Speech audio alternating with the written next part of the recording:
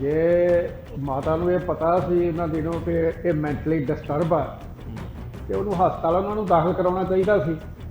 ਕੋਈ ਦਵਾਈ ਲੈ ਕੇ ਦੇਣ, ਉਹਦੇ ਉੱਤੇ ਕੋਈ ਧਿਆਨ ਰੱਖਣਾ। ਆਪਣੇ ਘਰਾਂ 'ਚ ਬੰਦਾ ਬਿਮਾਰ ਹੋ ਜਾਂਦਾ ਹੈ ਤੇ ਆਪਾਂ ਉਹਨੂੰ ਹਸਪਤਾਲ ਲੈ ਕੇ ਜਾਂਦੇ ਹਾਂ। ਮਾਤਾ ਜਿਹੜੀ ਹੈ ਉਹ ਠੀਕ ਆ, ਉਹਦਾ ਪੁੱਤ ਹੈ, ਉਹਨੂੰ ਜੋ ਕੁਝ ਕਹਿ ਰਹੀ ਆ ਉਹ ਠੀਕ, ਉਹਦੇ ਵਾਸਤੇ ਉਹ ਠੀਕ ਹੈ। ਕਿਉਂਕਿ ਹਰ ਮਾਂ ਜਿਹੜੀ ਆਪਣੇ ਪੁੱਤ ਨੂੰ ਕਦੇ ਕਿੰਨਾ ਵੀ ਹੋਵੇ, ਚਾਹੇ ਨਸ਼ਈ ਹੋਵੇ ਚਾਹੇ ਕੋਈ ਹੋਰ ਹੋਵੇ, ਚੋਰ ਹੋਵੇ, ਮਾਂ ਦੀ ਮਾਂ ਵੀ ਉਹ ਕਦੇ ਆਪਣੇ ਬੇਟੇ ਨੂੰ ਕਦੇ ਮਾਰਾ ਨਹੀਂ ਕੀਤੀ। ਸਵਾਲ ਇਹ ਖੜਾ ਹੁੰਦਾ ਵੀ ਇਹ ਸਿੱਖ ਗੁਰੂ ਘਰਾਂ ਦੇ ਵਿੱਚ ਹੀ ਕਿ ਬੇਅਦਬੀ ਦੀ ਘਟਨਾਵਾਂ ਕਿਉਂ ਵਾਪਰ ਰਹੀਆਂ? ਦੇਖੋ, ਮੈਂ ਨਹੀਂ ਆਂਦਾ ਵੀ ਇਹ ਮੰਦਿਰ 'ਚ ਵਾਪਰਨ ਜਾਂ ਮਸਜਿਦ ਵਾਪਰਨ, ਮੈਂ ਇਹ ਨਹੀਂ ਗੱਲ ਕਹਿਣੀ ਚਾਹੁੰਦਾ ਕਿਉਂਕਿ ਸਾਰੇ ਧਰਮਾਂ ਦਾ ਹੀ ਸਤਿਕਾਰ ਹੈ। ਬਿਲਕੁਲ ਠੀਕ। ਪਰ ਮੈਨੂੰ ਅਫਸੋਸ ਇਸ ਗੱਲ ਦਾ ਹੈ ਕਿ ਜੇ ਉਹ ਆਪਣਾ ਮਾਤਾ ਕਹਿ ਰਹੀ ਆ ਵੀ ਉਹ ਮੇਰਾ ਬੇਟਾ ਜਿਹੜਾ ਠੀਕ ਸੀ, ਤੇ ਫਿਰ ਉਹ ਪਹਿਲਾਂ ਮਾਤਾ ਦੇ ਗੱਲ ਕਿਉਂ ਨਹੀਂ ਪੈ ਗਿਆ, ਜਾਂ ਉਹਦੇ ਭਰਾ ਦੇ ਗੱਲ ਕਿਉਂ ਨਹੀਂ ਪੈ ਗਿਆ, ਜਾਂ ਕਿਸੇ ਦੁਕਾਨਦਾਰ ਦੇ ਗੱਲ ਕਿਉਂ ਨਹੀਂ ਪੈ ਗਿਆ, ਜਾਂ ਕਿਸੇ ਹੋਰ ਜਾ ਕੇ, ਜਾਂ ਪੁਲਿਸ ਵਾਲੇ ਪਰੇ ਥਾਣੇ ਕਿਉਂ ਨਹੀਂ ਚਲਾ ਗਿਆ? ਉਹ ਹੋਰ ਵੀ ਕਿਸੇ ਥਾਂ ਤੇ ਜਾ ਸਕਦਾ ਸੀ। ਉਹਨੂੰ ਗੁਰਦੁਆਰਾ ਹੀ ਹਰ ਇੱਕ ਬੰਦੇ ਨੂੰ ਕਿਉਂ ਲੱਭਦਾ ਹੈ?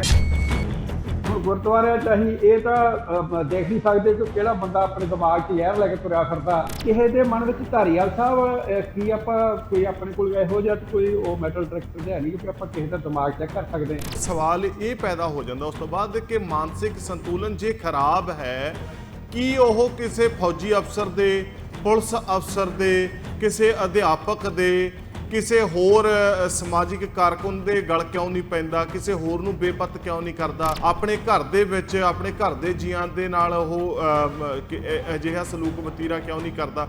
ਉਹਨੂੰ ਸਿਰਫ ਤੇ ਸਿਰਫ ਸਿੱਖ ਗੁਰੂ ਘਰ ਹੀ ਕਿਉਂ ਮਿਲਦੇ ਆ? ਗੱਲ ਸੋਚਣ ਵਾਲੀ ਹੈ ਕਿ ਜਿਸ ਤਰ੍ਹਾਂ ਦੀ ਫ੍ਰੀਕੁਐਂਸੀ ਦੇਖਣ ਨੂੰ ਮਿਲ ਰਹੀ ਹੈ ਕਿ ਲਗਾਤਾਰ ਇੰਸੀਡੈਂਟਸ ਦੇ ਮਤਲਬ ਤਕਰੀਬਨ ਤੁਸੀਂ ਹਰ 3-4 ਦਿਨਾਂ ਬਾਅਦ ਇਹ ਚੀਜ਼ ਦੇਖ ਰਹੇ ਹੋ। ਸਾਰੇ ਇੰਸੀਡੈਂਟਸ ਨੂੰ ਤੁਸੀਂ ਮੈਂਟਲੀ ਡਿਸਟਰਬਡ ਕਹਿ ਕੇ ਆਪਾਂ ਟਾਲ ਨਹੀਂ ਸਕਦੇ। ਗੱਲ ਇਹ ਆ ਕਿ ਬੰਦਾ ਜੇ ਕੋਈ ਮਾਨਸਿਕ ਤੌਰ ਤੇ ਬਿਮਾਰ ਹੈ, ਕੋਈ ਥੱਕਿਆ ਹੋਇਆ, ਕੋਈ ਟੁੱਟਿਆ ਹੋਇਆ, ਉਹਨੂੰ ਉਹਦਾ ਇੱਕੋ ਹੀ ਨਿਸ਼ਚੈ ਕਿਵੇਂ ਹੋ ਸਕਦਾ ਕਿ ਇਸ ਨੂੰ ਸ਼ੱਕ ਦੀ ਨਜ਼ਰ ਨਾਲ ਨਾ ਵੇਖਿਆ ਜਾਵੇ? ਕੇਸ ਟੂ ਕੇਸ ਵੇਰੀਏਸ਼ਨ ਹੋ ਸਕਦੀ ਹੈ। ਹਾਂ, ਕੋਈ ਕੁਝ ਲੋਕ ਹੋ ਸਕਦੇ ਹਨ, ਬਟ ਹਰ ਇੱਕ ਕੇਸ ਨੂੰ ਇੱਕੋ ਥਿਊਰੀ ਦੇ ਨਾਲ ਇਹ ਕਹਿ ਦੇਣਾ ਕਿ ਸਿਰਫ ਮੈਂਟਲੀ ਡਿਸਟਰਬਡ ਹੋਣ ਕਾਰਨ ਹੀ ਅਜਿਹਾ ਹੋ ਰਿਹਾ, ਮੈਡੀਕਲ ਐਗਜ਼ਾਮੀਨੇਸ਼ਨ ਜ਼ਰੂਰ ਕਰਵਾਈ ਜਾਵੇ। ਕਿ ਜਿੰਨੇ ਵੀ ਸ਼ਖਸ ਮੈਂ ਬੇਅਦਬੀ ਵਾਲੇ ਦੇਖਦਾ, ਕਦੇ ਐਦਾਂ ਨਹੀਂ ਹੋਇਆ ਕਿ ਬੰਦਾ ਆਇਆ, ਉਹਨੇ ਮੱਥਾ ਟੇਕਿਆ, ਗੁਰੂ ਘਰ ਦੇ ਵਿੱਚ ਬੈਠਿਆ, ਅਚਾਨਕ ਕੋਈ ਉਹਦੇ ਦਿਮਾਗ ਦੇ ਵਿੱਚ ਬਾਬਰੋਲਾ ਖੜਾ ਹੋ ਗਿਆ ਤੇ ਫਿਰ ਉਹ ਉਸ ਵਾਲੇ ਪਾਸੇ ਨੂੰ ਭੱਜ ਗਿਆ। ਆਉਂਦੇ ਸਿੱਧਾ ਬਾਹਰੋਂ ਤੇ ਸਿੱਧਾ ਅਟੈਕ ਗੁਰੂ ਗ੍ਰੰਥ ਸਾਹਿਬ ਉੱਤੇ ਜਾਂ ਭਾਈ ਜੀਆਂ ਉੱਤੇ ਜਾਂ ਕਿਸੇ ਹੋਰ ਉੱਤੇ।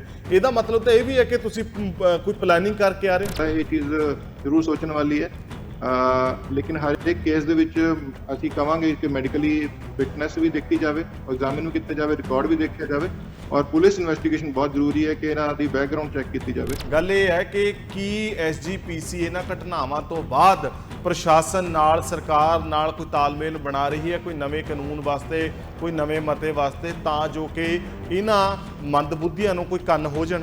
ਧਾਰੀਵਾਲ ਸਾਹਿਬ, ਇੱਕ ਦੀ ਕਈ ਮੀਟਿੰਗਾਂ ਹੋ ਚੁੱਕੀਆਂ ਪ੍ਰਸ਼ਾਸਨ ਦੇ ਨਾਲ ਜੀ। ਅੰਮ੍ਰਿਤਸਰ ਸਾਹਿਬ ਵੀ ਹੋਈਆਂ ਨੇ, ਹੋਰ ਥਾਵਾਂ ਤੇ ਹੋਈਆਂ ਨੇ, ਡੀਜੀਪੀ ਸਾਹਿਬ ਇੱਥੇ ਆਉਂਦੇ ਰਹੇ ਨੇ, ਸਾਰਿਆਂ ਨਾਲ ਮੀਟਿੰਗਾਂ ਹੋਈਆਂ ਨੇ। ਉਹਨਾਂ ਦੇ ਹਰ ਇੱਕ ਪੱਧਰ ਤੇ ਸਾਡੀਆਂ ਜਿਹੜੀਆਂ ਸ਼੍ਰੋਮਣੀ ਗੁਰਦੁਆਰਾ ਪ੍ਰਬੰਧਕ ਕਮੇਟੀ ਦੀਆਂ ਮੀਟਿੰਗਾਂ ਚੱਲਦੀਆਂ ਨੇ, ਪ੍ਰਧਾਨ ਸਾਹਿਬ ਦੀਆਂ ਵੀ ਚੱਲਦੀਆਂ ਨੇ।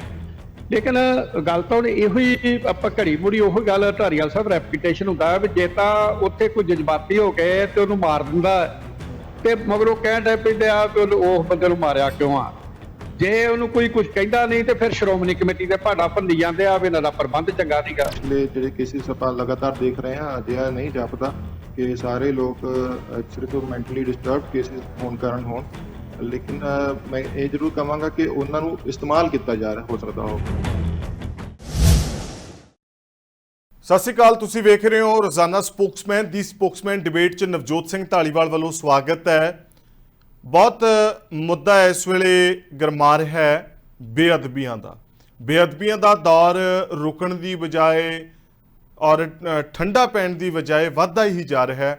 ਚਾਹੇ ਉਹ ਮੋਰਿੰਡੇ ਵਾਲੀ ਬਹੁਤ ਦੁਖਦਾਈ ਘਟਨਾ ਹੋਵੇ, ਉਸ ਤੋਂ ਬਾਅਦ ਪਟਿਆਲਾ ਵਾਲੀ ਘਟਨਾ ਹੋਵੇ, ਉਸ ਤੋਂ ਬਾਅਦ ਹੁਣ ਰਾਜਪੁਰਾ 'ਚ ਬੇਅਦਬੀ ਦੀ ਘਟਨਾ, ਕੋਸ਼ਿਸ਼ ਜਿਹੜੀ ਹੈ ਉਹ ਸਾਹਮਣੇ ਆਉਂਦੀ ਹੈ, ਜਿਹੜੀ ਕਿ ਸਿੱਖ ਮਰਿਆਦਾ ਦੇ ਉਲਟ ਜਾ ਕੇ ਜਿਸ ਤਰੀਕੇ ਦੇ ਨਾਲ ਸਿਰ ਨੰਗਾ ਰੱਖ ਕੇ ਔਰ ਪੈਰਾਂ ਦੇ ਵਿੱਚ ਬੂਟ ਪਾ ਕੇ ਅੰਦਰ ਜਾਣ ਦੀ ਜਿਹੜੀ ਕੋਸ਼ਿਸ਼ ਕੀਤੀ ਗਈ।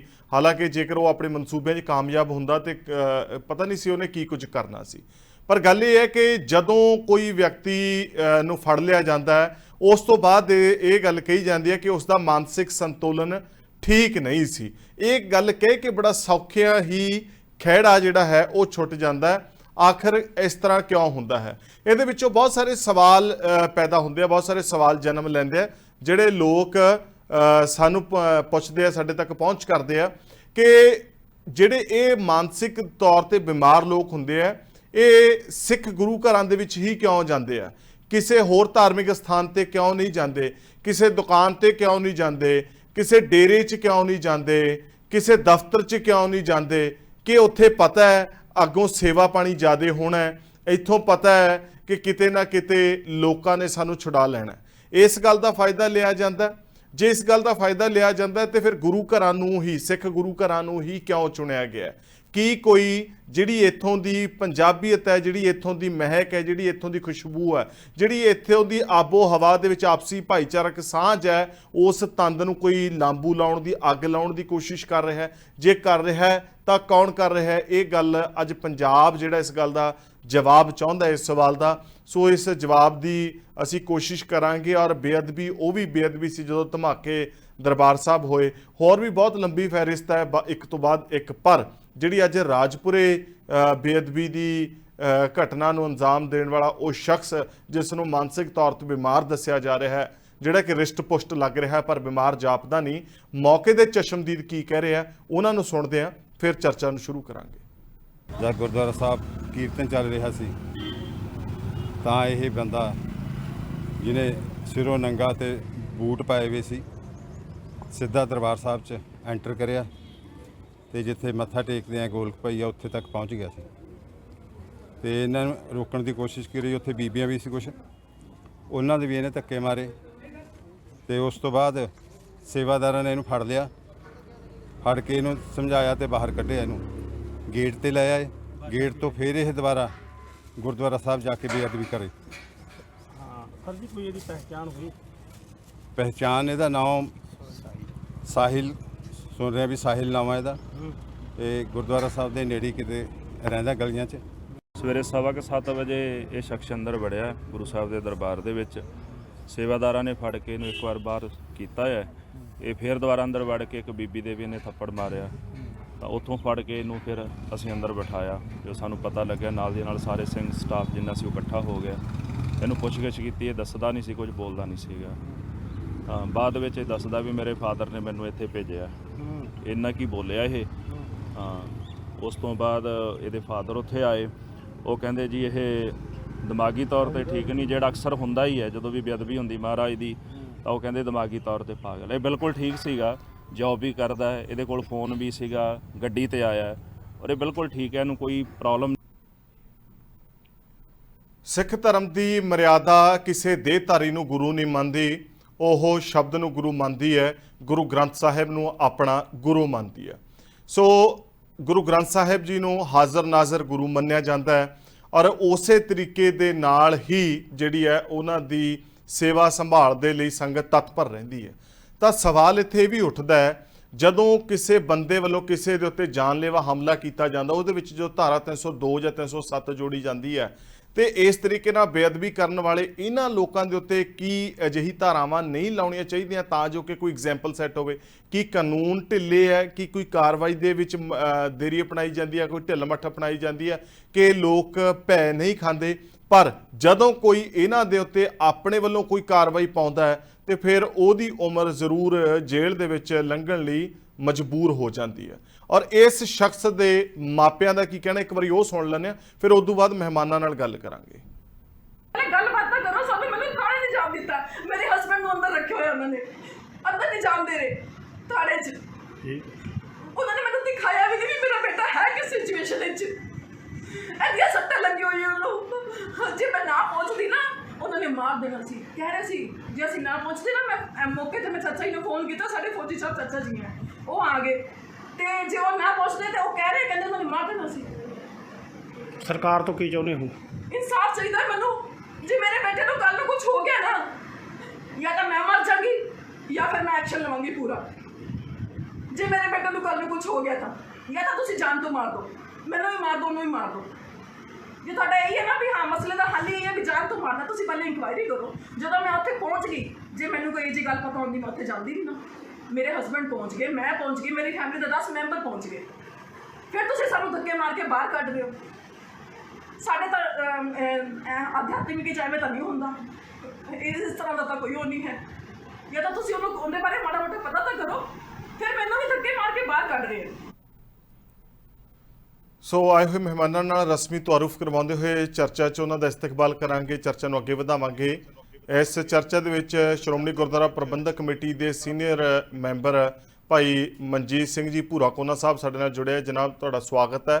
ਔਰ ਡਾਕਟਰ ਸੁਮਿਤ ਨੇ, MD ਨੇ, ਸੀਨੀਅਰ ਡਾਕਟਰ ਨੇ, ਤੁਹਾਡਾ ਵੀ ਇਸ ਚਰਚਾ ਦੇ ਵਿੱਚ ਸਵਾਗਤ ਹੈ। ਸਭ ਤੋਂ ਪਹਿਲਾਂ ਤਾਂ ਮਨਜੀਤ ਜੀ, ਤੁਸੀਂ ਉਸ ਜਿਹੜਾ ਬੇਅਦਬੀ ਕਰਨ ਦੀ ਕੋਸ਼ਿਸ਼ ਕਰਨ ਵਾਲਾ ਨੌਜਵਾਨ, ਉਹਦੇ ਮਾਂ ਦੀ ਗੱਲ ਜ਼ਰੂਰ ਸੁਣੀ ਹੋਏਗੀ। ਉਹ ਕਹਿੰਦੇ ਕਿ ਸਾਨੂੰ ਇਨਸਾਫ ਚਾਹੀਦਾ। ਉਹ ਕਿਹੜੇ ਇਨਸਾਫ ਦੀ ਮੰਗ ਕਰ ਰਹੇ ਆ? ਪਹਿਲਾਂ ਤਾਂ ਇਹੀ ਸਵਾਲ ਸਭ ਤੋਂ ਅਹਿਮ ਬਣਦਾ। ਧਾਰੀਵਾਲ ਸਾਹਿਬ, ਜੇ ਮਾਤਾ ਨੂੰ ਇਹ ਪਤਾ ਸੀ ਉਹਨਾਂ ਦਿਨੋਂ ਕਿ ਇਹ ਮੈਂਟਲੀ ਡਿਸਟਰਬ ਆ, ਤੇ ਉਹਨੂੰ ਹਸਪਤਾਲ ਉਹਨਾਂ ਨੂੰ ਦਾਖਲ ਕਰਾਉਣਾ ਚਾਹੀਦਾ ਸੀ। ਕੋਈ ਦਵਾਈ ਲੈ ਕੇ ਦੇਣ, ਉਹਦੇ ਉੱਤੇ ਕੋਈ ਧਿਆਨ ਰੱਖਣਾ। ਆਪਣੇ ਘਰਾਂ 'ਚ ਬੰਦਾ ਬਿਮਾਰ ਹੋ ਜਾਂਦਾ ਹੈ ਤੇ ਆਪਾਂ ਉਹਨੂੰ ਹਸਪਤਾਲ ਲੈ ਕੇ ਜਾਂਦੇ ਹਾਂ ਔਰ ਉਹਦਾ ਧਿਆਨ ਰੱਖਦੇ ਹਾਂ। ਇੱਕ ਜਾਂਦਾ ਜੀ ਘਰ ਦੇ ਵਿੱਚੋਂ ਜਿਹੜਾ ਹੈ ਉਹਦੀ ਦੇਖਭਾਲ ਵਾਸਤੇ ਉੱਥੇ ਲੱਗਦਾ। ਉਹ ਮਾਤਾ ਜਿਹੜੀ ਹੈ ਉਹ ਠੀਕ ਆ, ਉਹਦਾ ਪੁੱਤ ਹੈ, ਉਹਨੂੰ ਜੋ ਕੁਝ ਕਹਿ ਰਹੀ ਆ ਉਹ ਠੀਕ, ਉਹਦੇ ਵਾਸਤੇ ਉਹ ਠੀਕ ਹੈ। ਕਿਉਂਕਿ ਹਰ ਮਾਂ ਜਿਹੜੀ ਆਪਣੇ ਪੁੱਤ ਨੂੰ ਕਦੇ ਕਿੰਨਾ ਵੀ ਹੋਵੇ, ਨਸ਼ਈ ਹੋਵੇ ਚਾਹੇ ਕੋਈ ਹੋਰ ਹੋਵੇ, ਚੋਰ ਹੋਵੇ, ਮਾਂ ਜਿਹੜੀ ਮਾਂ ਹੁੰਦੀ ਉਹ ਕਦੇ ਆਪਣੇ ਬੇਟੇ ਨੂੰ ਕਦੇ ਮਾੜਾ ਨਹੀਂ ਕਹਿੰਦੀ। ਅੱਛਾ ਭਾਈ ਸਾਹਿਬ, ਸਵਾਲ ਇੱਥੇ ਇਹ ਵੀ ਹੈ, ਲੋਕ ਇਹ ਗੱਲ ਵੀ ਕਹਿੰਦੇ ਆ ਕਿ SGPC ਨੂੰ ਚੌਕਸੀ ਵਧਾਉਣੀ ਚਾਹੀਦੀ ਹੈ, ਗੁਰਦੁਆਰਾ ਪ੍ਰਬੰਧਕ ਕਮੇਟੀਆਂ ਨੂੰ, ਜਿਹੜੀ ਮੌਕੇ ਦੀਆਂ ਉੱਥੇ ਕਮੇਟੀਆਂ ਨੇ, ਉਹਨਾਂ ਨੂੰ ਚੌਕਸੀ ਵਰਤਣੀ ਚਾਹੀਦੀ ਹੈ, ਉਹਨਾਂ ਨੂੰ ਹੋਰ ਹੀਲਾ ਹਰਬਾ ਕਰਨਾ ਚਾਹੀਦਾ। ਉਹ ਕਿਹੋ ਜਿਹੇ ਹੀਲੇ ਹਰਬੇ ਹੋ ਸਕਦੇ ਆ? ਦੇਖੋ ਧਾਰੀਵਾਲ ਸਾਹਿਬ, ਜਿਹੜੇ ਗੁਰਦੁਆਰੇ ਆ ਨਾ, ਇਹ ਆਸਥਾ ਦੇ ਕੇਂਦਰ ਨੇ। ਇਕੱਲੇ ਸਿੱਖ ਨਹੀਂ ਆਉਂਦੇ ਇੱਥੇ, ਵੀ ਇਕੱਲੇ ਸਿੱਖ ਹੀ ਆਉਂਦੇ ਨੇ। ਇੱਥੇ ਮੁਸਲਮਾਨ, ਈਸਾਈ, ਪਾਰਸੀ, ਬੋਧੀ, ਜਿੰਨੇ ਵੀ ਜਾਤਾਂ ਦੇ ਲੋਕ ਨੇ, ਔਰ ਸਾਰੇ ਲੋਕ ਹੀ ਗੁਰਦੁਆਰੇ ਸਾਹਿਬਾਨਾਂ ਜਾਂਦੇ। ਜੇ ਮੰਦਿਰਾਂ 'ਚ ਵੀ ਜਿਹੜੇ ਆ ਉਹ ਇੱਕ ਫਿਰਕੇ ਦੇ ਲੋਕ ਜਾਂਦੇ ਆ, ਚਾਹੇ ਦੂਜੇ ਆਪਣੇ ਜਿਹੜੇ ਹੈਗੇ ਨੇ ਆਸਥਾ ਦੇ ਕੇਂਦਰ। ਲੇਕਿਨ ਜਿਹੜਾ ਸਿੱਖ ਧਰਮ ਆ, ਇਹ ਸਾਰੇ ਲੋਕ ਧਰਮਾਂ ਦੇ ਲੋਕ ਜਿਹੜੇ ਆ ਉਹ ਗੁਰਦੁਆਰੇ ਸਾਹਿਬਾਨ ਜਾਂਦੇ ਆ। ਤੇ ਹੁਣ ਵੱਧ ਤੋਂ ਵੱਧ ਅਸੀਂ ਇਹੋ ਹੀ ਕਰ ਸਕਦੇ ਵੀ ਬਾਹਰ ਸਮਾਨ ਦੀ ਚੈਕਿੰਗ ਵਾਸਤੇ ਨੂੰ ਹੀ ਨਿਸ਼ਾਨਾ ਕਿਉਂ ਬਣਾਇਆ ਜਾ ਰਿਹਾ ਹੈ? ਉਸ ਤੋਂ ਬਾਅਦ ਸਵਾਲ ਇਹ ਖੜਾ ਹੁੰਦਾ ਵੀ ਇਹ ਸਿੱਖ ਗੁਰੂ ਘਰਾਂ ਦੇ ਵਿੱਚ ਹੀ ਕਿ ਬੇਅਦਬੀ ਦੀ ਘਟਨਾਵਾਂ ਕਿਉਂ ਵਾਪਰ ਰਹੀਆਂ ਨੇ? ਦੇਖੋ, ਮੈਂ ਨਹੀਂ ਆਂਦਾ ਵੀ ਇਹ ਮੰਦਿਰ 'ਚ ਵਾਪਰਨਾ ਜਾਂ ਮਸਜਿਦ ਵਾਪਰਨ, ਮੈਂ ਇਹ ਨਹੀਂ ਗੱਲ ਕਹਿਣੀ ਚਾਹੁੰਦਾ, ਕਿਉਂਕਿ ਸਾਰੇ ਧਰਮਾਂ ਦਾ ਹੀ ਸਤਿਕਾਰ ਹੈ। ਬਿਲਕੁਲ ਠੀਕ। ਪਰ ਮੈਨੂੰ ਅਫਸੋਸ ਇਸ ਗੱਲ ਦਾ ਹੈ ਕਿ ਜੇ ਉਹ ਆਪਣਾ ਮਾਤਾ ਕਹਿ ਰਹੀ ਆ ਵੀ ਉਹ ਮੇਰਾ ਬੇਟਾ ਜਿਹੜਾ ਠੀਕ ਸੀ, ਤੇ ਫਿਰ ਉਹ ਪਹਿਲਾਂ ਮਾਤਾ ਦੇ ਗੱਲ ਕਿਉਂ ਨਹੀਂ ਪੈ ਗਿਆ, ਜਾਂ ਉਹਦੇ ਭਰਾ ਦੇ ਗੱਲ ਕਿਉਂ ਨਹੀਂ ਪੈ ਗਿਆ, ਜਾਂ ਕਿਸੇ ਦੁਕਾਨਦਾਰ ਦੇ ਗੱਲ ਕਿਉਂ ਨਹੀਂ ਪੈ ਗਿਆ, ਜਾਂ ਕਿਸੇ ਹੋਰ ਜਾ ਕੇ, ਜਾਂ ਪੁਲਿਸ ਵਾਲੇ ਥਾਣੇ ਕਿਉਂ ਨਹੀਂ ਚਲਾ ਗਿਆ? ਉਹ ਹੋਰ ਵੀ ਕਿਸੇ ਥਾਂ ਤੇ ਜਾ ਸਕਦਾ ਸੀ। ਉਹਨੂੰ ਗੁਰਦੁਆਰਾ ਹੀ ਹਰ ਇੱਕ ਬੰਦੇ ਨੂੰ ਕਿਉਂ ਲੱਭਦਾ ਹੈ ਕਿ ਮੈਂ ਮਤਲਬ ਗੁਰਦੁਆਰਾ ਸਾਹਿਬ ਜਾ ਕੇ ਹੀ ਉੱਥੇ ਬੇਅਦਬੀ ਕਰਨੀ ਆ, ਜਾਂ ਉੱਥੇ ਜਾ ਕੇ ਬੂਟ ਲੈ ਕੇ ਜਾਣਾ ਹੈ, ਚਾਹੇ ਉੱਥੇ ਜਾ ਕੇ ਮੈਂ ਗੁਰੂ ਗ੍ਰੰਥ ਸਾਹਿਬ ਦੀ ਬੇਅਦਬੀ ਕਰਨੀ ਆ। ਅਫਸੋਸ ਇਸ ਗੱਲ ਦਾ ਹੈ ਕਿ ਇਹ ਜਿਹੜਾ ਕੋਈ ਬੰਦੇ ਇਸ ਤਰ੍ਹਾਂ ਆਉਂਦੇ ਆ, ਹੁਣ ਗੁਰਦੁਆਰਿਆਂ 'ਚ ਅਸੀਂ ਇਹ ਤਾਂ ਦੇਖ ਨਹੀਂ ਸਕਦੇ ਕਿ ਕਿਹੜਾ ਬੰਦਾ ਆਪਣੇ ਦਿਮਾਗ 'ਚ ਜ਼ਹਿਰ ਲੈ ਕੇ ਤੁਰਿਆ ਫਿਰਦਾ। ਇੱਥੇ ਸੱਚਖੰਡ ਹਰਿਮੰਦਰ ਸਾਹਿਬ ਅਸੀਂ ਜਾਂਦੇ ਹਾਂ ਤੇ ਸਵੇਰੇ ਲੰਮੀ ਲਾਈਨ ਲੱਗੀ ਹੁੰਦੀ ਆ। ਜਦੋਂ ਉਹਨਾਂ ਦੀ ਤਲਾਸ਼ੀ ਲੈਂਦੇ ਆ ਸਾਡੇ ਸੇਵਾਦਾਰ ਸਾਹਿਬਾਨ, ਤੇ ਕਿਸੇ ਕੋਲ ਬੀੜੀਆਂ ਨਿਕਲਦੀਆਂ, ਕਿਸੇ ਕੋਲ ਬੱਤੀਆਂ ਦੀਆਂ ਪੁੜੀਆਂ ਨਿਕਲਦੀਆਂ, ਕਿਸੇ ਕੋਲ ਹੋਰ ਨਸ਼ਾ ਨਿਕਲਦਾ, ਔਰ ਉੱਥੇ ਢੇਰ ਲੱਗ ਜਾਂਦਾ ਪਰ ਪਿਛਲੇ ਪਾਸੇ ਜਿੱਥੇ ਉਹ ਸੇਵਾਦਾਰ ਖਲੋਤੇ ਹੁੰਦੇ ਆ। ਤੇ ਜੇ ਅਸੀਂ ਉਹਦੀ ਤਲਾਸ਼ੀ ਲੈਂਦੇ ਹਾਂ ਤੇ ਉਹ ਲੋਕ ਅੱਗੋਂ ਰਿਐਕਟ ਕਰਦੇ ਆ ਵੀ ਤੁਸੀਂ ਇਹ ਜੀ ਕੌਣ ਕਰਦੇ ਹੁੰਦੇ ਜਾਂ ਕਰਨ ਵਾਲੇ। ਪਿਛਲੀ ਦਿਨੀ ਜੋ 2-3 ਘਟਨਾਵਾਂ ਵਾਪਰੀਆਂ ਵੀ ਇਹੋ ਜਿਹੀਆਂ ਹੈਗੀਆਂ ਨੇ। ਤੋਂ ਮੈਂ ਇਹ ਕਹਿਣਾ ਚਾਹੁੰਦਾ ਹੈ ਕਿ ਜਿਹੜੇ ਗੁਰਦੁਆਰੇ ਸਾਹਿਬਾਨ ਨੇ ਉਹਨਾਂ ਦੀ ਸੁਰੱਖਿਆ ਤਾਂ ਜਿਹੜੀ ਆ ਉਹ ਸਾਧ ਸੰਗਤ ਦੀ ਸੁਰੱਖਿਆ ਹੁੰਦੀ ਆ। ਜਿਹੜੀ ਸੰਗਤ ਆਉਂਦੀ ਉਹਦੀ ਸੁਰੱਖਿਆ ਹੁੰਦੀ ਆ ਵੀ ਜਿੰਨੀ ਉਹ ਵੱਧ ਤੋਂ ਵੱਧ ਕਰ ਸਕਦੇ ਆ।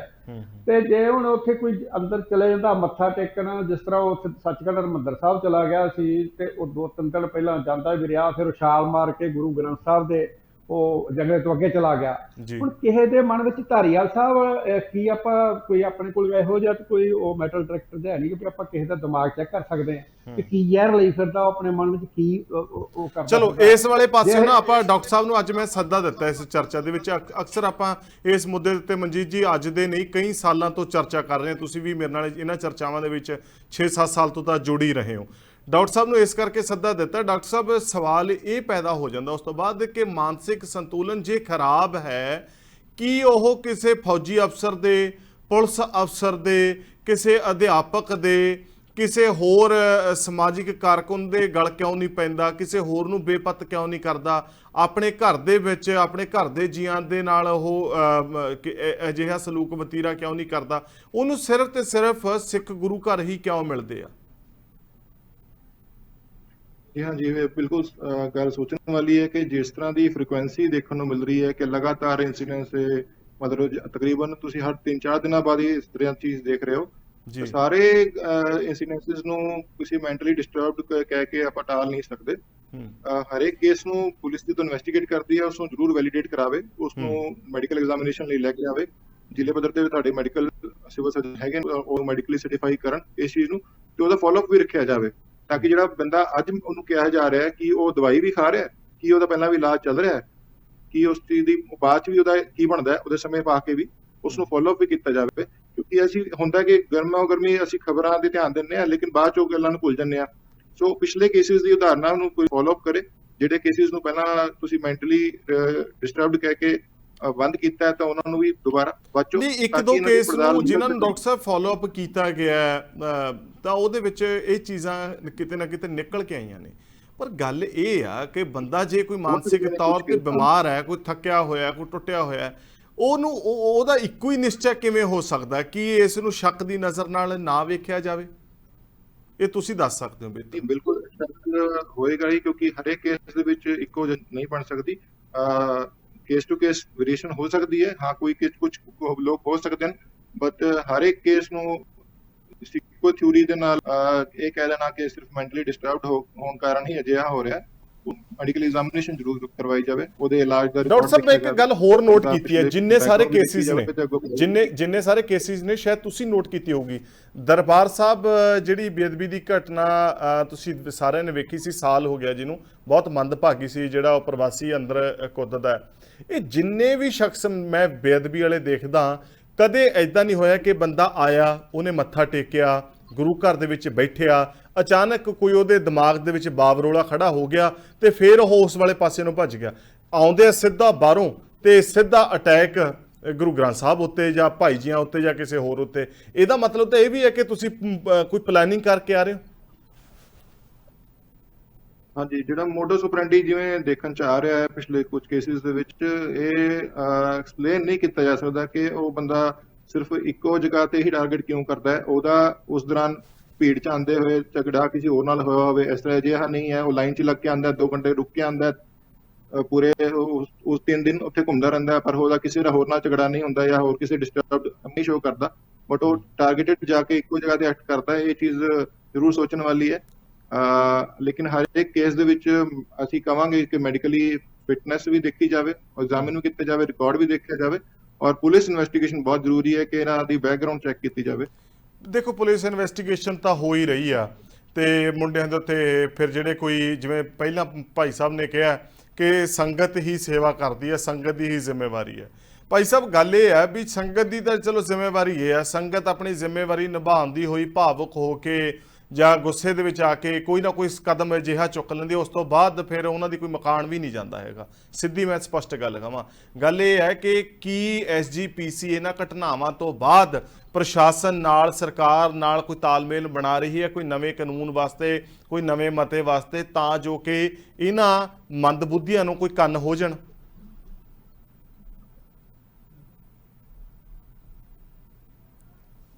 ਭਾਈ ਸਾਹਿਬ, ਤੁਹਾਡੀ ਆਵਾਜ਼ ਨਹੀਂ ਆ ਰਹੀ।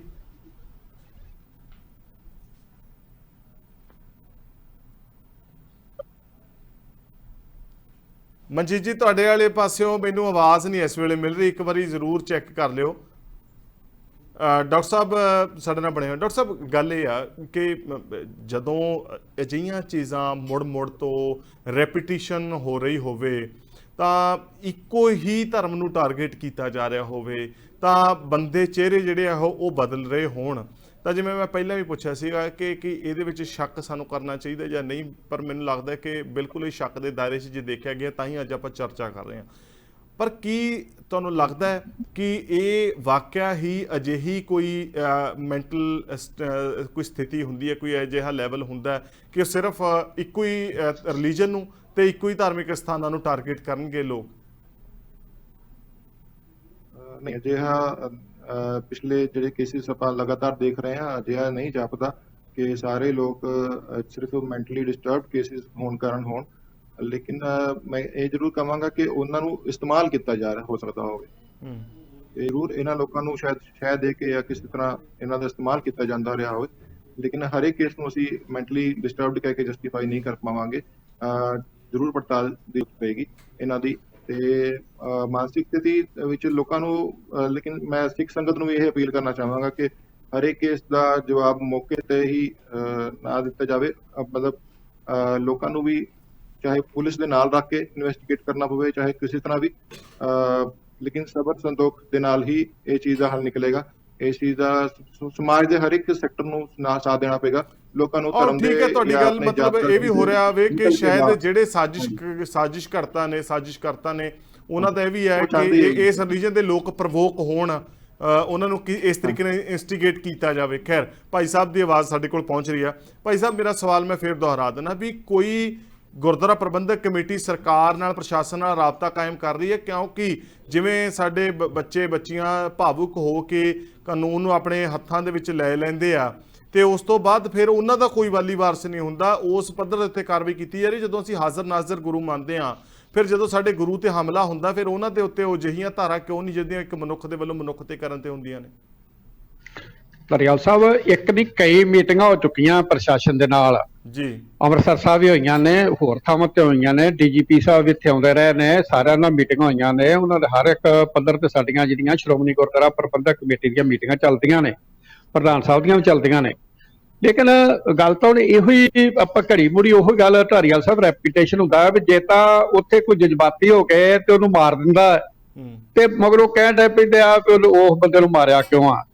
ਜੇ ਉਹਨੂੰ ਕੋਈ ਕੁਝ ਕਹਿੰਦਾ ਨਹੀਂ ਤੇ ਫਿਰ ਸ਼੍ਰੋਮਣੀ ਕਮੇਟੀ ਦੇ ਭਾਡਾ ਭੰਨੀ ਜਾਂਦੇ ਆ ਵੀ ਇਹਨਾਂ ਦਾ ਪ੍ਰਬੰਧ ਚੰਗਾ ਨਹੀਂਗਾ ਜੀ। ਇਹ ਵੀ ਗੱਲ ਤਾਂ ਲੋਕ ਕਹਿੰਦੇ ਆ ਨਾ ਵੀ ਇਹਨਾਂ ਪ੍ਰਬੰਧ ਨਹੀਂ ਚੰਗਾ ਕੀਤਾ। ਮੈਂ ਤਾਂ ਹੀ ਗੱਲ ਕਹਿ ਰਿਹਾ ਵੀ ਉਹਨਾਂ ਬੰਦਿਆਂ ਦੇ ਲਈ ਵੀ ਕਾਨੂੰਨ ਬਣਾਉਣ ਪ੍ਰਤੀ ਵੀ ਐਸਜੀਪੀਸੀ ਨੂੰ ਹੁਣ ਜ਼ਰੂਰ ਸਰਕਾਰ ਤੇ ਪ੍ਰਸ਼ਾਸਨ ਤੇ ਜਿਹੜਾ ਹੈ ਉਹ ਬੋਝ ਪਾਉਣਾ ਪਏਗਾ, ਉਹਨਾਂ ਨੂੰ ਪ੍ਰੈਸ਼ਰਾਈਜ਼ ਕਰਨਾ ਹੋਊਗਾ। ਸਮਾਂ ਤੇ ਇਹ ਮੰਗ ਕਰਦਾ ਮੇਰੇ ਹਿਸਾਬ ਨਾਲ। ਬਿਲਕੁਲ, ਇਹ ਅਸੀਂ ਅੱਗੇ ਵੀ ਕੋਸ਼ਿਸ਼ਾਂ ਕਰ ਰਹੇ, ਇਹਨੂੰ ਤੇਜ਼ ਕਰ ਦਿੰਦੇ ਆ। ਅਸੀਂ ਪੰਜਾਬ ਦੇ ਮੁੱਖ ਮੰਤਰੀ ਨੂੰ ਵੀ ਮਿਲਾਂਗੇ, ਰਾਜਪਾਲ ਨੂੰ ਮਿਲਾਂਗੇ ਔਰ ਚੀਫ ਸੈਕਟਰੀ ਨੂੰ ਮਿਲਾਂਗੇ। ਉਹਨਾਂ ਨੂੰ ਵੀ ਦਿਨ ਬ ਦਿਨ ਸਾਰੀ ਗੱਲ ਦਾ ਪਤਾ ਲੱਗਦਾ ਵੀ ਇਹੋ ਜਿਹੀਆਂ ਘਟਨਾਵਾਂ ਹੋ ਰਹੀਆਂ ਨੇ ਔਰ ਅਸੀਂ ਮਿਲ ਕੇ ਵੀ ਉਹਨਾਂ ਦੇ ਨਾਲ ਉਹਨਾਂ ਨੂੰ ਇਹ ਕਹਾਂਗੇ ਕੋਈ ਇਹੋ ਜਿਹਾ ਕਾਨੂੰਨ ਬਣਾਇਆ ਜਾਵੇ, ਇੱਕ ਗੁਰਦੁਆਰਿਆਂ ਦੇ ਆਲੇ ਦੁਆਲੇ ਸੁਰੱਖਿਆ ਵਧਾਈ ਜਾਵੇ ਔਰ ਜਿਹੜੇ ਸਮਾਨ ਆਉਂਦਾ ਹੈ ਤੇ ਉਹਦੇ ਐਕਸਰੇ ਕਰਨ ਵਾਸਤੇ ਕੋਈ ਮਸ਼ੀਨਾਂ ਵੀ ਗੁਰਦੁਆਰਿਆਂ ਦੇ ਆਲੇ ਦੁਆਲੇ ਲਵਾਈਆਂ ਜਾਣ ਤਾਂ ਕਿ ਥੋੜਾ ਬਾਅਦ ਸਾਨੂੰ ਉਸ ਗੱਲ ਦੀ ਕੋਈ ਸਮਝ ਲੱਗ ਸਕੇ ਵੀ ਇਹ ਬੰਦੇ ਆਉਂਦੇ ਕੌਣ ਆ, ਕਿੱਥੋਂ ਆਉਂਦੇ ਆ ਔਰ ਇਹ ਕਾਰਨ ਕੀ ਆ, ਗੁਰਦੁਆਰਿਆਂ ਨੂੰ ਕਿਉਂ ਆਉਂਦੇ ਆ, ਕਿਉਂ ਇਹ ਬੇਅਦਬੀ ਕਰਦੇ ਆ, ਕਿਉਂ ਇਸੇ ਤਰ੍ਹਾਂ ਨੰਗੇ ਸਿਰਾਂ 'ਚ ਆ ਕੇ ਤੇ ਇਹ ਗੁਰਦੁਆਰਿਆਂ ਦੀ ਬੇਅਦਬੀ ਦਾ ਜਿਹੜਾ ਮਸਲਾ ਉਹਨੂੰ ਮੈਂ ਡਾਕਟਰ ਸਾਹਿਬ ਤੋਂ ਇੱਕ ਚੀਜ਼ ਜ਼ਰੂਰ ਪੁੱਛਾਂਗਾ ਕਿ ਡਾਕਟਰ ਸਾਹਿਬ ਇਹਨਾਂ ਦਾ ਕੋਈ ਸਿਸਟਮ ਹੈ? ਅਸੀਂ ਇਹ ਦੇਖ ਸਕਦੇ ਹਾਂ ਕਿ ਵਾਕਿਆ ਹੀ ਜਿਸ ਬੰਦੇ ਨੂੰ ਕਿਹਾ ਜਾ ਰਿਹਾ ਹੈ ਕਿ ਇਹਦਾ ਮਾਨਸਿਕ ਸੰਤੁਲਨ ਖਰਾਬ ਹੈ ਤੇ ਪਤਾ ਲੱਗ ਸਕੇ ਕਿ ਐਕਚੁਅਲ ਦੇ ਵਿੱਚ ਹੈ, ਕਿਉਂਕਿ ਕਈ ਵਾਰੀ ਇਦਾਂ ਹੁੰਦਾ ਹੈ ਬੰਦਾ ਕੁਝ ਸਮਾਂ ਪਹਿਲਾਂ ਦਵਾਈ ਲੈਣ ਲੱਗ ਜੇ, ਕੀ ਪਤਾ ਉਹਦੇ ਮਨ ਦੇ ਵਿੱਚ ਇਹ ਸਾਰੀਆਂ ਚੀਜ਼ਾਂ ਹੋਣ, ਪਲਾਨਿੰਗ ਦੇ ਤਹਿਤ ਸਾਰਾ ਕੁਝ ਹੋਵੇ। 1 ਮਹੀਨਾ ਪਹਿਲਾਂ ਸਾਰੀਆਂ ਡਾਕਟਰ ਸਾਹਿਬ ਦੀਆਂ ਪਰਚੀਆਂ ਜਾਂ ਹਸਪੀਟਲ ਦੀ ਜਿਹੜੀ ਉਹ ਰਿਸਿਪਟਸ ਨੇ ਉਹ ਤਿਆਰ ਕਰ ਲਏ, ਸਾਰਾ ਇੱਕ ਹਿਸਟਰੀ ਤਿਆਰ ਕਰ ਲਵੇ, ਪਰ ਕੋਈ ਕਿਸੇ ਟੈਸਟ ਨਾਲ ਕਿਸੇ ਉਹਨੂੰ ਡਿਟੈਕਟ ਕੀਤਾ ਜਾ ਸਕੇ ਕਿ ਵਾਕਿਆ ਹੀ ਇਹ ਸਹੀ ਹੈ ਜਾਂ ਗਲਤ ਹੈ। ਨਹੀਂ, ਹਾਂਜੀ ਜ਼ਰੂਰ ਉਹਦੀ ਮੌਕੇ ਤੇ ਮੈਡੀਕਲ ਮੁਆਇਨਾ ਵੀ ਹੋ ਸਕਦਾ ਹੈ, ਉਹਦੀ ਸਾਈਕੈਟਰਿਸਟ ਕੋਲ ਓਪੀਨੀਅਨ ਲਿੱਤੀ ਜਾ ਸਕਦੀ ਹੈ, ਉਹਦੀ ਮੈਡੀਕਲ ਬੋਰਡ ਦੇ ਉੱਤੋਂ ਰਾਏ ਪੁਲਿਸ ਕਰਵਾਉਣਾ ਚਾਹੁੰਦੀ ਤੇ ਕਰਵਾਵੇ। ਉਸ ਚੀਜ਼ ਨੂੰ ਹਰ ਇੱਕ ਜ਼ਿਲ੍ਹੇ ਦੇ ਵਿੱਚ ਸਿਵਲ ਸਰਜਨ ਦੇ ਲੈਵਲ ਤੇ ਆਪਣੇ ਮੈਡੀਕਲ ਬੋਰਡ ਬੈਠਦੇ ਨੇ, ਉਸ ਨੂੰ ਕੇਸ ਨੂੰ ਰਿਵਿਊ ਕਰਦੇ ਨੇ, ਉਹਦੀ ਐਗਜ਼ਾਮੀਨੇਸ਼ਨ ਸਾਈਕੈਟਰਿਸਟ ਵੱਲੋਂ ਕੀਤੀ ਜਾਣੀ ਚਾਹੀਦੀ ਹੈ ਤੇ ਉਹਦੀ ਬਲੱਡ ਦੇ ਵਿੱਚ ਉਹਦੀ ਦਵਾਈਆਂ ਦੀ ਮਾਤਰਾ ਵੀ ਜਾਂਚ ਹੋ ਜਾਂਦੀ ਹੈ ਕਿ ਕੀ ਉਹ ਇਹ ਦਵਾਈਆਂ ਤੇ ਪਹਿਲਾਂ ਤੋਂ ਲੱਗਿਆ ਹੋਇਆ ਜਾਂ ਹੁਣ ਨਸ਼ੇ ਆਪਣੀ ਜਿਹੜੀ ਕਿਸੇ ਨਸ਼ੇ ਦੀ ਦਵਾਈ ਦੇ ਅਧੀਨ ਹੈ ਜਾਂ ਉਹ ਜਿਹੜੀਆਂ ਐਂਟੀਸਾਈਕੋਟਿਕ ਡਰੱਗਸ ਨੇ ਕਿ ਉਹਨੂੰ ਇਲਾਜ ਦੇ ਲਈ ਦਿੱਤੀਆਂ ਜਾ ਰਹੀਆਂ ਕਿ ਨਹੀਂ ਦਿੱਤੀਆਂ ਜਾ ਰਹੀਆਂ, ਇਹ ਚੈੱਕ ਹੋ ਸਕਦਾ। ਜੀ ਮੈਂ ਤੁਹਾਡਾ ਧੰਨਵਾਦ ਕਰੂੰਗਾ, ਤੁਸੀਂ ਸਮਾਂ ਕੱਢਿਆ ਇਸ ਚਰਚਾ ਦੇ ਵਿੱਚ ਆਪੋ ਆਪਣੇ ਵਿਚਾਰ ਸਾਂਝੇ ਕੀਤੇ। ਤੁਹਾਡਾ ਬਹੁਤ ਬਹੁਤ ਧੰਨਵਾਦ। ਸਤਿ ਸ਼੍ਰੀ ਅਕਾਲ ਜੀ। ਸਤਿ ਸ਼੍ਰੀ ਅਕਾਲ। ਸੋ ਜਦੋਂ ਇਹ ਸਵਾਲ ਖੜੇ ਹੋਏ ਸੀ ਕਿ ਸਿੱਖ ਗੁਰੂ ਘਰਾਂ 'ਚ ਬੇਅਦਬੀ ਕਰਨ ਵਾਲੇ ਹੋਰ ਧਰਮਾਂ ਦੇ ਲੋਕ ਹੀ ਕਿਉਂ ਪਾਏ ਜਾਂਦੇ ਆ, ਤਾਂ ਉਸ ਤੋਂ ਬਾਅਦ ਹੁਣ ਪਿਛਲੇ 6 ਮਹੀਨੇ ਸਾਲ ਤੋਂ ਉਹ ਵੀ ਸਿਨੈਰੀਓ ਬਦਲਣਾ ਸ਼ੁਰੂ ਹੋਇਆ। ਕੁਝ ਸਰਦਾਰ ਮੁੰਡੇ ਵੀ ਦੇਖੇ ਗਏ ਆ, ਕੁਝ ਆਪਣੇ ਧਰਮ ਦੇ ਵਿੱਚੋਂ ਵੀ ਬੱਚੇ ਬੱਚੀਆਂ ਉੱਥੇ ਦੇਖੇ ਗਏ ਆ।